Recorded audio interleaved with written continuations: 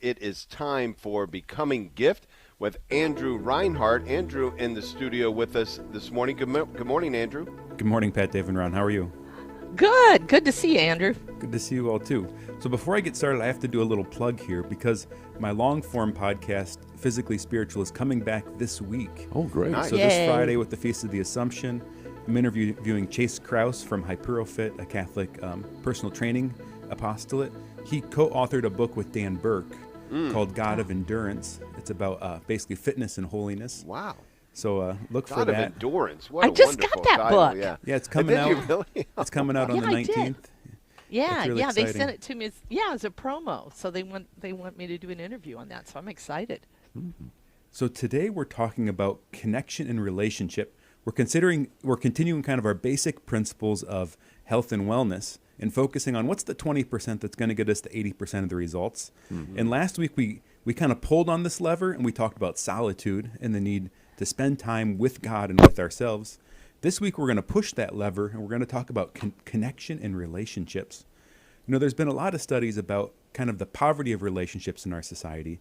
There was a 2019 study that said 27% of millennials say they have no close friends, and 30% report they have no one to confide in.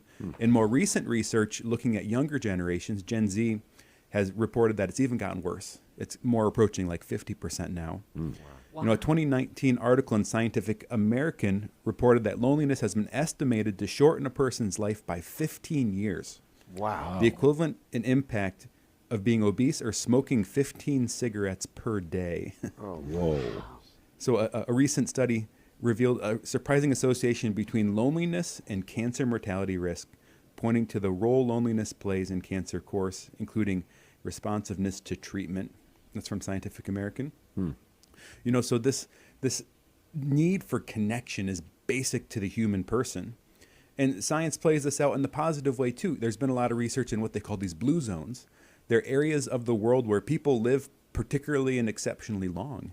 And they sort of look at these people and ask, well, what the heck's going on there that they're living 10 years longer than average? And one of the most common threads in these areas is how emotionally connected these folks are. You know, it's almost like they're living an older way of life. You go out to dinner with friends, you hang out, you sort of take your time. And so we know that relationship is so essential. Theologically, when we think about this, we think of course, being created in God's image and likeness. One of Pope St. John Paul II's great insights was that as people, we are in God's image and likeness as a communion of persons. And in his theology of the body, he says that the affirmation of the person is nothing other than the welcoming of the gift, which through reciprocity creates a communion of persons. The welcoming of the other, making us a communion of persons, which of course makes us like the Trinity. And it's in this welcoming, especially in marriage, that a third comes about, right? There's a deep image of the Trinity in us. This is from John 17, when Jesus is praying at the Last Supper. He says, I have given them the glory you gave me, so that they may be one as we are one, I and them and you and me, that they may be brought to perfection as one, that the world may know that you sent me, and that you loved me even as you loved me. You love them even as you love me.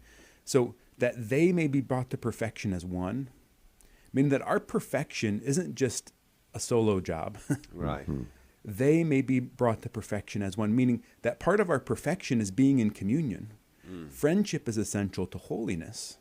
Community is essential to holiness. Family is essential to holiness. So how do we live this in our life? First, we need to have a deep relationship with God to have a deep relationship with others. Another expression that John Paul II has is that the communion of persons is meant when there's a sort of a meeting of a dual solitude, meaning two people that are alone with God come together to form this kind of intense communion. In Catechism 2565, it says, in the New Covenant, prayer is the living relationship of the children of God with their Father, who is good beyond measure, with his Son, Jesus Christ. So being people of prayer, entering into this relationship with the Lord, will empower us to be in relation with others. The second point is hospitality. I think a lot of people in our society struggle, and the best friends they do have are from high school and college. Yeah. Right? These times when they sort of had time to make friends. But once you get a job and you're out in the world and you have kids and everything else, how the heck do you make friends? I think the answer is hospitality. The art of inviting people into your home, into your life, sort of making it compatible with your family, compatible with your busyness, but spending time with one another and welcoming other people in. A third value we need to practice is vulnerability. We need to be willing to share. A lot of people when they're younger, we're just a lot more of an open book. And then for some reason we stop doing it. Maybe we get trained in the workplace not to be vulnerable. Maybe we get burned by it and some people betray us. But there's a key quality of the need to be vulnerable with people in order to grow more closely with them. We need to be known in order to be loved. And if we're not fully known, we know, honestly, we're not fully loved. There's something in us that just won't trust it. So we need to find the right places and the right people to be vulnerable with. And then the final quality we need to practice is listening. This is from Robert Cardinal Sarah in his book, The Power of Silence. It says, in order to listen, it's necessary to keep quiet. I don't mean merely a sort of constraint to be physically silent and not to interrupt what someone else is saying, but rather an interior silence. In other words, a silence that not only is directed toward receiving the other person's words, but also reflecting a heart overflowing with humble love, capable of full attention, friendly welcome, and voluntary self-denial, and strong with the awareness of our poverty. The silence of listening is a form of attention, a gift of self to the other. Mm-hmm. So this need of listening, and this listening that really flows from our prayer, right? We practice listening to others when we practice listening to God, because frankly, other people are a lot easier to hear sometimes. So if we get good at listening to God, we'll be good at listening to others. But it's out of this internal kind of solitude, this internal peace, this internal openness, where we're not just thinking of what we're going to say next or worrying about how the other person sees us, but we're truly receiving what the other person is communicating to us. I'm hesitating to jump in because I want to prove that I'm listening, So, go ahead, Pat. Andrew, do you think part of the issue today with young people is the fear?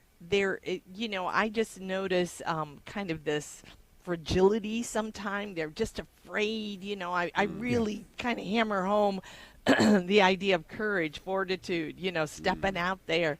Do you think that's part of the issue? Yeah, there's a fear side to it. And the reality is we often choose the path of least resistance as people. Yeah. Right? So when we're presented with a substitute that makes it easier, oftentimes we'll default to that. And I think that's sort of one of the issues with social media. Although a lot of people sort of beat up on social media a lot in the media these days, I think the fact that young people can turn toward these different forms of online media, and it kind of gives you a little bit of the same reward mechanism of actually relating to another person. A little bit of that dopamine, a little bit of that oxytocin. So I think people will opt to that because it's easier.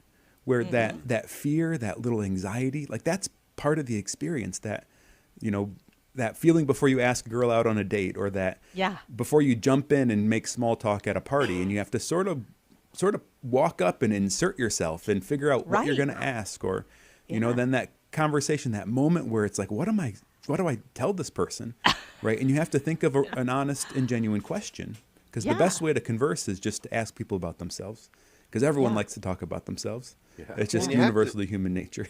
You have to say in our culture, the willingness or the excitement of people to place judgments on everything anybody says at this point, and then to excise you based on certain things you might say. You can see where the fear comes from, but we got to be willing to step above it, right? Yep. And I think it's just you when you're looking into somebody's eyes, talking to them, that is so different than being on your device, and I think people say things so much easier online that they would never say to a person's face if they're looking them in the eyes. True. And the best way to use the device is to use it as a way to set up going and meeting with people in person. I love it. Amen.